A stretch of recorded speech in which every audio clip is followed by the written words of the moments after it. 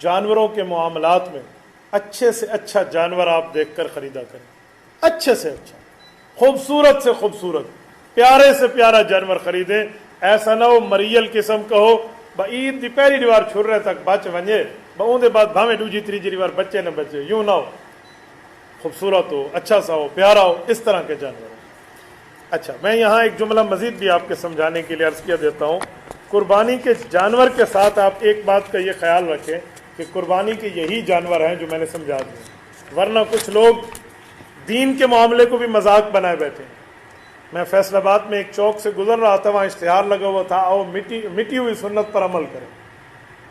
تو میں نے اس اشتہار کو پڑھا، وہاں لکھا تھا مٹی ہوئی سنت یہ ہے کہ ہم گھوڑے کی قربانی میں 7 حصہ دار شامل ہو رہے ہیں، جس نے شامل ہونا ہے وہ اس نمبر پہ رابطہ کر کے اتنا اپنا حصہ پہنچا دے.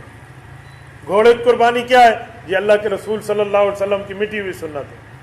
حالانکہ حدیث پاک میں ہے، سنن نبی داود میں روایت موجود ہے، حضرت خالد بن ولید رضی اللہ عنہ، نہا رسول اللہ صلی اللہ علیہ وسلم عن اکل لحوم الخیل، آپ علیہ السلام نے تو گھوڑے کے گوشت کھانے سے منع فرمایا. تو گھوڑے کا گوشت کھانا منع تھا، انہوں نے گھوڑے کی گوشت کی قربانی کو مٹی ہوئی قربانی کہہ دیا اور مٹی ہوئی سنت کہہ دی. یہ بات دین کے ساتھ مذاق ہے، اس کا اسلامی معاملات سے کسی قسم کا کوئی تعلق